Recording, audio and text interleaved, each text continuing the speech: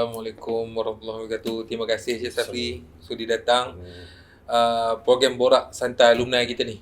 Ini program sulung tau Cik Safri. Ini yang pertama Januari 2023. Kita jemput Cik Safri selaku pengerusi Persatuan Alumni UMC-SET. So selamat datang ke UMC-SET.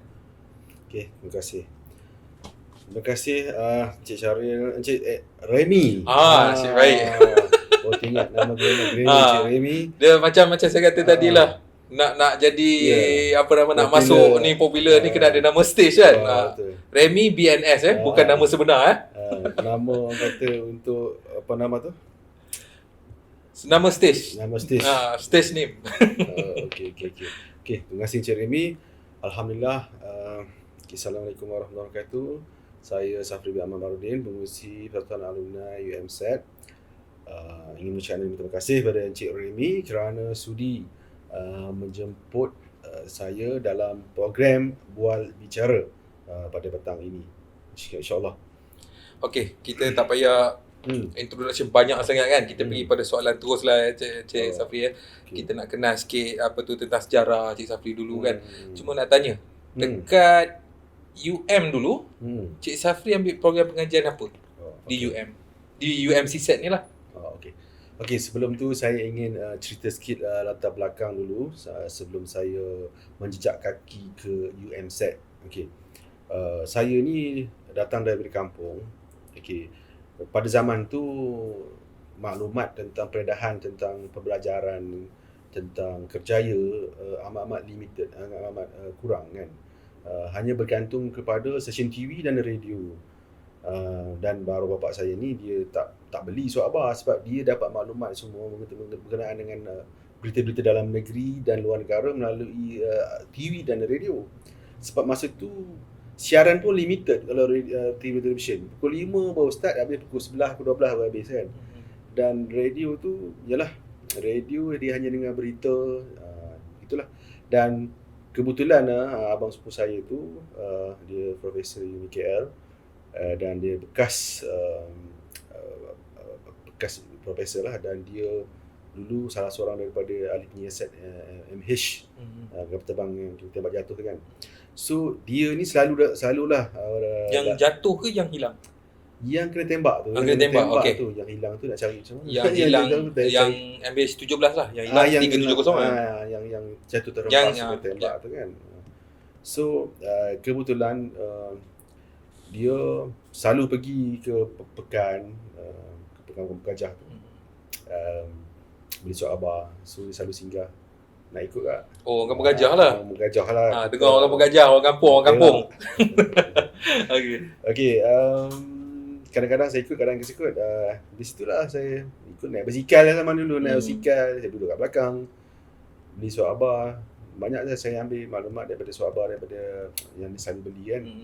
Lepas itu, apabila saya tamat pelajaran SPM, so tingkatan 5, dan sepupu saya jemputlah datang ke Kuala Lumpur kan, untuk jadi situlah bermulanya kerjaya saya, bermulanya laluan pendidikan saya di situlah. Dan saya masa tu saya ni suka tengok surat khabar ke majalah kalau ada gambar-gambar orang convocation ataupun iklan berkenaan dengan tawaran untuk masuki Universiti Pengajian Tinggi kan. Saya suka tengok. Saya baca, saya berangan. Tapi tadi yang start kerjaya tu dalam tahun bila tadi tu? Itu awal 90-an. Awal 90-an. Awal 90-an. Jadi tapi yalah, masa itulah bila saya datang ke Kuala Lumpur ni, masa tu dah terbuka minda saya untuk menyambung pelajaran kan, untuk menambahkan lagi pengetahuan. Okey. Dan daripada maklumat daripada media masa tu saya suka, saya punya tabiat, saya suka tengok gambar gambar orang graduation tu pakai jubah topi kan. Lepas tu saya tengok iklan-iklan tawaran universiti dan college. Jadi masa tu saya berangan, kalau saya dapat masuk ni. Lama-lama satu hari lah, Alhamdulillah saya cuba memohon untuk memasuki UMSET. UMSET ada iklan kan. Tapi sebelum tu saya memang ada lah. Saya tengok iklan Suabar. Masa tu UMSET dia tak ada nombor telefon. Dia iklan di PO Box saja. Jadi saya cuba tulis surat dan alhamdulillah dia respon. Tapi saya tak dapat keterangan yang lebih lanjut macam mana kan, dari segi dari segi tentang yuran berapa dan sebagainya kan. Jadi saya pendamkan dulu. Apabila dah sampai satu masa saya boleh menghubungi dan seterusnya saya mendaftar lah. Dapat soalan daftar, saya mulakan dulu dengan sijil pengajian Usuluddin. Oleh kerana saya ni bukan latar belakang agama, jadi saya cuba dulu untuk saya cakap kat diri saya, kalau saya nak berjaya satu hari nanti kan, perkara asas yang perlu ada pada diri saya adalah agama. Sebab agama ini akan membimbing kita kan, apa kita nak buat. Contoh kita jadi seorang profesional bahagian bidang lain, dan kalau kita ada agama, insya-Allah dia akan membimbing kita, mendorong kita supaya jadi kita ikut pada apa-apa yang telah ditetapkan oleh syariat lah. Jadi okeylah, saya pun daftar ambil sijil pengajian Usuluddin, dan dari situlah tercetusnya minat saya untuk meneruskan pengajian. Sebab bila masuk universiti tu, sebab kita jumpa kawan-kawan baru, kita akan jumpa benda-benda baru kan, yang dulu kita duduk kampung tak tahu tak ada peredahan zaman tu, internet pun tak ada, handphone pun tak ada. Saya ingat zaman saya dulu komputer pun hitam putih. Saya dulu Cik Safri beli telefon kena beli dengan mak saya. Kamu jadi broker tanah ke? So zaman tu telefon handphone. Saya muda sikit lah pada Cik Safri kan. Saya beli handphone pada tu bukan keperluan. Sekarang ni baru rasa keperluan lah. Memang zaman tu handphone tu barang rare lah. Zaman Cik Safri lagi lah. Belum ada lagi. Memang tak ada handphone zaman dulu. Kita dulu pakai public phone. Public phone. Apa-apa hal telefon public phone. Nak telefon, nak tanya apa pun public phone. Itu bergayut markah pun public phone. Tengok belakang beratur panjang. Semua panas. Yang sekarang ni diorang tak merasa kan zaman-zaman tu kan. Dia ada pro con lah kan. Tapi zaman-zaman tu sonok kalau kita ingat balik kan. Betul. Sebab itu zaman tu kita banyak berinteraksi. Kan? Zaman sekarang tengoklah semua tengok handphone. Pedulilah orang sebelah kan. Betul. Banyak komunikasi, interaksi sama kita, jadi kemesraan tu terjalin. Jadi itulah keseronokan zaman dulu. Jadi zaman sekarang berubah. Mungkin cara zaman sekarang tak sama lah. Memang tak sama lah, jauh. Jadi di situlah rasanya permulaannya. Tercetusnya minat saya untuk melanjutkan pelajaran saya. Kan? Sebab apa? Sebab keseronokan tu, belajar tu. Yang saya tak terfikirkan dulu. Sebab dulu macam zaman sekolah tu kita tak fikir sebenarnya nak jadi apa, nak kerja apa, tak fikir. Sebab pendedahan tu tak ada. Kan, di kampung apa yang kita tak tahu, maklumat tak ada. Jadi kurang mula ada tapi kurang lah kan. Jadi bila dimasuk di bandar, beruntung orang bandar ni pendedahan banyak. Kan, diorang nampak sekeliling diorang apa yang berlaku, macam mana nak ni nak tu, macam-macam kan. Jadi untunglah. Jadi di situ saya mengambil kesempatan apabila saya dapat meneruskan pengajian. Dan masa tu saya risau juga kan, sebab kita masuk universiti kan, walaupun dekat sijil takut tak lulus. Jadi masa itulah saya letakkan saya cari formula macam mana untuk kita untuk kita dapat hadam ilmu tu kan, macam mana. Dan di situlah saya dapat formula macam mana. Rupanya formula itu memang orang-orang yang bijaksana, yang dah auto cerdik kan, memang diorang guna formula tu. Benda yang sama. Tak apa, formula tu saya tak nak sentuh sekarang. Itu dalam segmen yang kedua. Segmen yang kedua untuk Cik Safri share dengan kita. Okey, maknanya first tadi kita dah ambil Cik Safri ambil sijil Usuluddin ya. Yang kemudian saya memula ambil sijil Usuluddin Saya habiskan 3 modul tu. Okey. Lepas itu sementara sebab tu kebetulan dia masa tu ada menawarkan saya ingat di Pulau Omar masa tu. Saya rasa masa tu baru nak tawarkan di UMC Pulau set lah. tapi sementara nak menunggu intake tu saya ambil syariah dulu. Dalam 2 modul saya tak ada. Itu CJ lah. CJ juga. Di UMC set juga. UMC set juga. Lepas itu bila dia tiba panggilan untuk intake tu, saya mohon alhamdulillah berjaya mendaftar dalam program diploma. Waktu yang tu ambil sijil, yang first Usuluddin, lepas tu syariah, dalam kelas ramai ke? Masa mula-mula tu ramai. Masa mula-mula saya ingat dulu, kelas tu bukan dalam kelas. Tu dewan dewan yang apa tahu, yang besar tu. Dewan kuliah. Dewan kuliah yang besar tu. Masa tu. Masa dulu meriah. Sebab ramai lah. Ramai.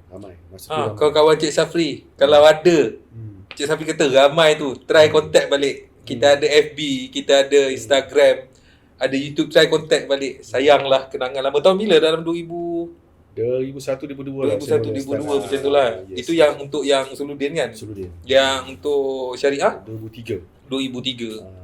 Dan diploma di 2004. Diploma 2004. Yang waktu diploma pun ramai tak?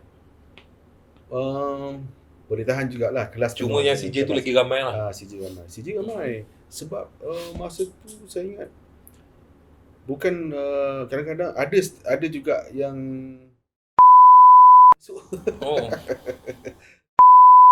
saya boleh tahu sebab ada salah seorang daripada pelajaran kelas tu, dia ada warden penjara. Okey. Dia siap kata tu belakang tu ada 3-4. Diorang kadang-kadang yang belajar mungkin ada yang dihantar. Kan masa tu kan kes apa nama reformasi 90 98 98 kan. Tadi tu aja cakap 98 kan. Masa tu yalah diorang memantau. Allah alam tak tahu. Itu yang apa yang diceritalah. Belum tentu sahih lagi lah. Belum sahih lah, Allah alam. Tapi memang meriah masa tu, ramai. Memang ramai. Tapi nak tanya sikit lah. Ni soalan klise. Tapi saya dah dapat gambaran sikit dah tadilah jawapan dia. Macam orang lain sambung belajar, kalau jawapan klise dia, jawapan biasa dia sambung belajar ni nak cari ilmu lah, apa benda semua kan. Tapi tadi macam Cik Safri tadi, dia lebih kepada Cik Safri suka tengok gambar orang, konvo kan. Tapi dulu ada satu kata orang ruangan dalam surat khabar, itu yang menarik perhatian saya. Tapi bukanlah sebab kenapa saya sambung tau. Kalau Cik Safri ingat, dia ucapan daripada orang luar negara. Dia belajar daripada ni ucapan Hari Raya. Kami daripada universiti ni mengucapkan Selamat Raya. Teringat balik bila Cik Safri cakap tu kan, saya teringat balik. Betul, dulu ada dalam paper ada. Tapi memang benda tu mengambil kenangan. Betul. Kat situ kita macam, aku nak sambung belajar lah. Teringatnya belajar luar negara. Tapi selain daripada benda dia macam tu, boleh saya tahu kenapa Cik Safri pilih untuk menyambung pengajian dan kenapa di Universiti Malaya? Kenapa di UMC set? Okey. Tapi tu saya nak ulaskan tentang yang tengok gambar kan. Sebenarnya itu salah satu teknik. Saya pun tak tahu. Tapi sebab saya ambil diploma psikologi kan, diploma psikologi dan kaunseling kan. Dari situ saya dapat satu formula. Formula iaitu formula bagaimana untuk mencapai apa yang kita ingin dalam hidup. Dan saya dah uji, saya dah praktikkan dan saya dapat apa yang saya nak dalam hidup. Kan? Formula tu ada, nanti saya sharekan kemudian. Okey. Teknik-tekniknya. Okey, berkenaan dengan soalan tadi, selain daripada apa nama tadi? Selain daripada gambar, apa yang menyebabkan Cik Safri memilih untuk menyambung pengajian dan kenapa di UMC set? Sebenarnya macam inilah. Sebab arwah bapa saya berpesan kan, dia berpesan arwah mak saya pun dia kata kalau saya dapat masuk universiti, dia kata dia mak kenduri lah apa semua. Itu normal. Itu normal bagi semua bapa kan, anak bapa. Tetapi sebenarnya apabila kita dah datang ke Kuala Lumpur, cabaran hidup itu lebih besar daripada kampung. Jadi kalau kita duduk di Kuala Lumpur yang metropolitan ni, kalau kita tidak ada ilmu kan, kita susah sikit nak bawa diri. Bila kita ada ilmu, sebab kita sini bercampur dengan pelbagai lapisan masyarakat. Kita berjumpa dengan pelbagai orang. Saya ingat ada satu ketika dulu, ada satu orang tu, saya sembang dengan dia kan. Dia tengok muka dia tahu dah. Orang ni belajar tinggi ke tak belajar tinggi. Dia fikir. kat muka pun ada menggambarkan, boleh ada macam satu signal yang nampak orang ni adalah orang educated atau yang orang tak educated. Tak kisah dia pakai apa pun Ya. baju kan. Oh betul. Jadi saya terfikir, macam tu rupanya. Jadi itu salah satu daripadanya, macam mana saya membuatkan saya betul-betul bersemangat untuk meneruskan pelajaran. Dan yang keduanya, ada seorang konsultan tu dia beritahu, dia kata kalau kita sentiasa menuntut ilmu, kan, kita punya level IQ kita akan meningkat. Dia kata, contoh, kalau masalah datang level 5, tapi IQ kita level 10, senyum je. Tapi kalau masalah datang level 5, IQ kita bawah level 5, pecah kepala kita mikir, berserabut. Itu kita tengok masalah masyarakat sekarang ni, bergaduh sana sini, aku betul kau salah kan. Jadi itu satu kesilapan. Sebab apa? Dia tidak memahami konsep ilmu tu. Dia memahami konsep ilmu itu, dia akan lebih terbuka. Contoh, ada satu profesor saya ingat dekat UM tu. Maksudnya saya tengok nama profesor dia kata apa? Kami ni level-level profesor kan, kami sentiasa mendengar pendapat orang-orang, siapa-siapa mendengar. Tapi dia kata, pelajar master saya dekat selalu berdebat. Dekat kafe dia berdebat. Saya betul, kau salah. Dia cari satu kesalahan.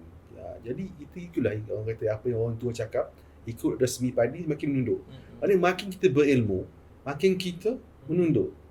Maknanya kita, bila kita banyak, saya tadi ingat betul yang kata-kata konsultan tu, dia kata, kalau kita sentiasa belajar, IQ kita akan meningkat.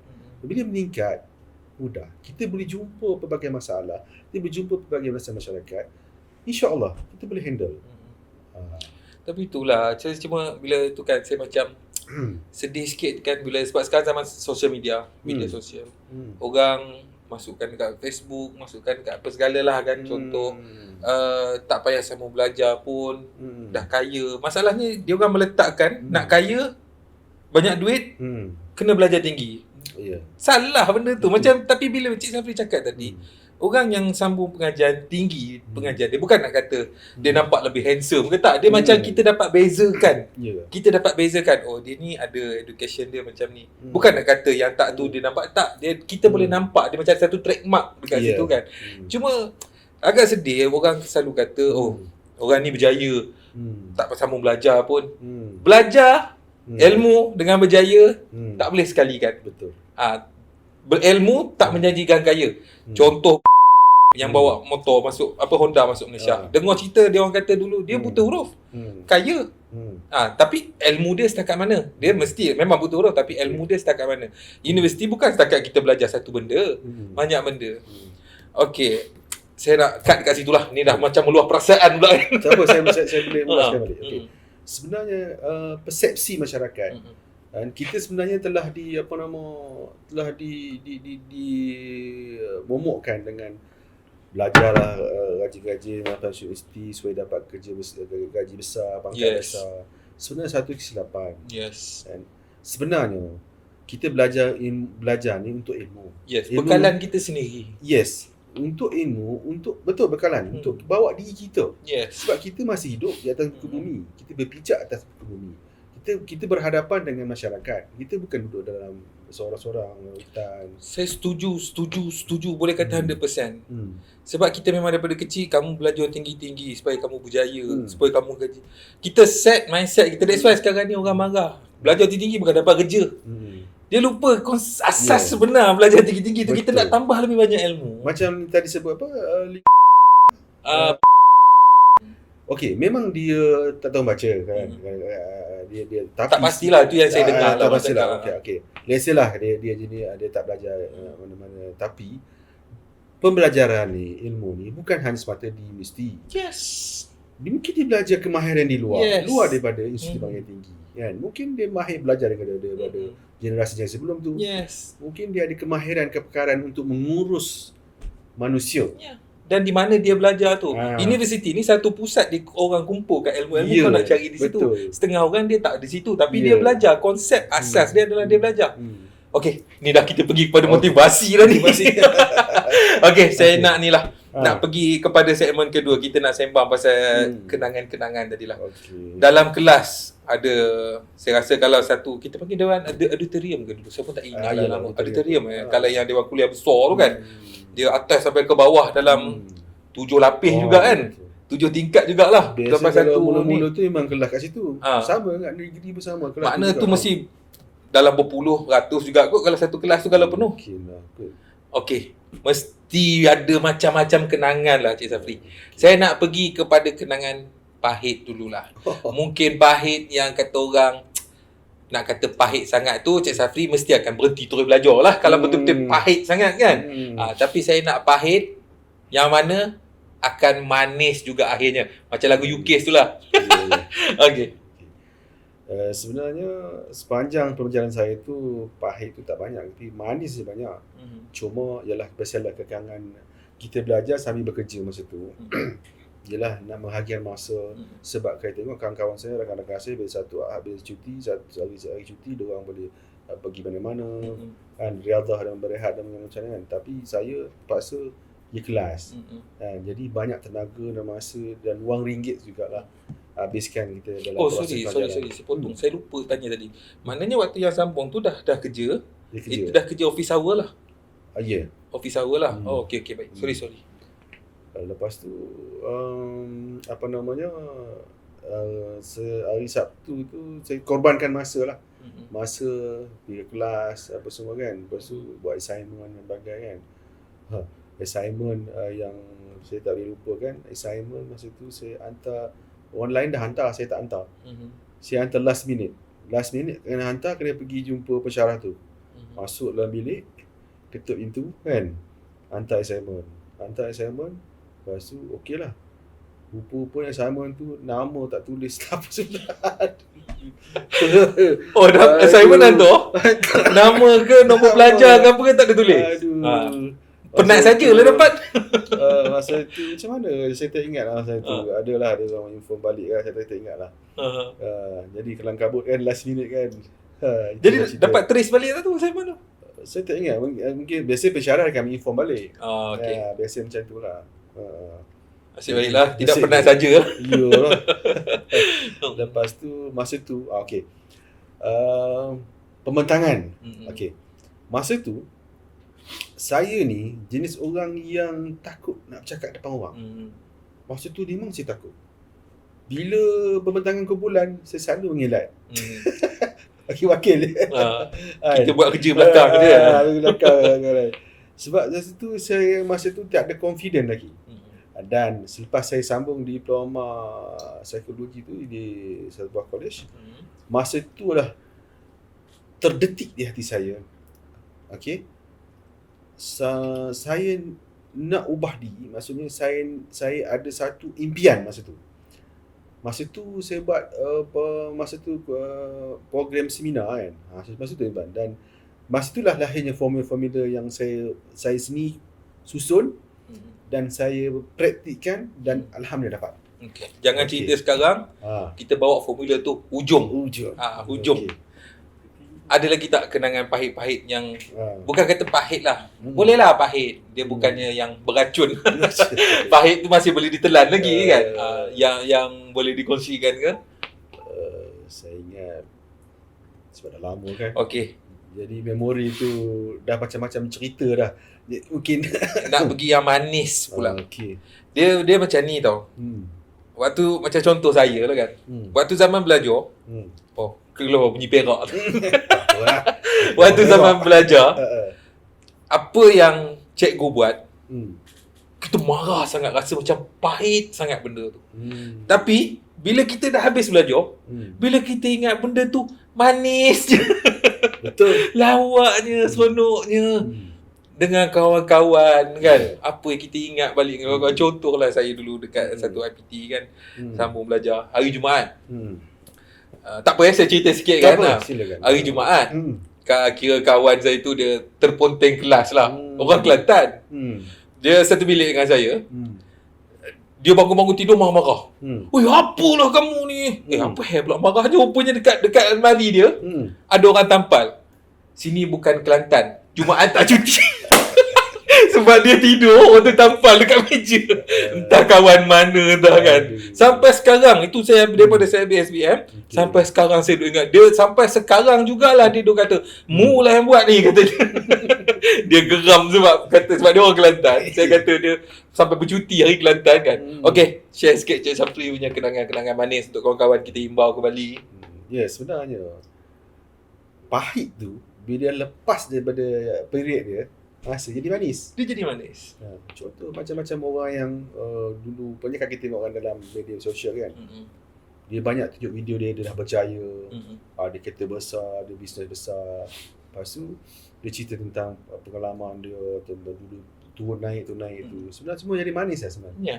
Kan? Betul. Dia dah manis. Walaupun dulu susah payah, perih, sakit apa semua memang. Dia rasa manis benda Itu memang bila dah lepas dari masa tu dia jadi manis. Sebab tu kadang-kadang saya banyak menasihatilah ahli keluarga semua kan, kadang-kadang kalau ada masalah kan, saya kata ini akan datang jadi manis. Kan? Memang ni jadi syarat dia kita kena overcome lah kan. Jadi zaman belajar memang banyak manis. Memang manis. Sebab kita seronok masa tu. Jadi terdapat ramai rakan-rakan yang pelbagai watak. Kan? Yang saya tak boleh lupa, ada satu sahabat saya tu. Start kelas, tidur. Habis kelas, bangun. Kita Automatik ke apa? Automatik. Saya tanya dia. Maaf. Saya tanya dia.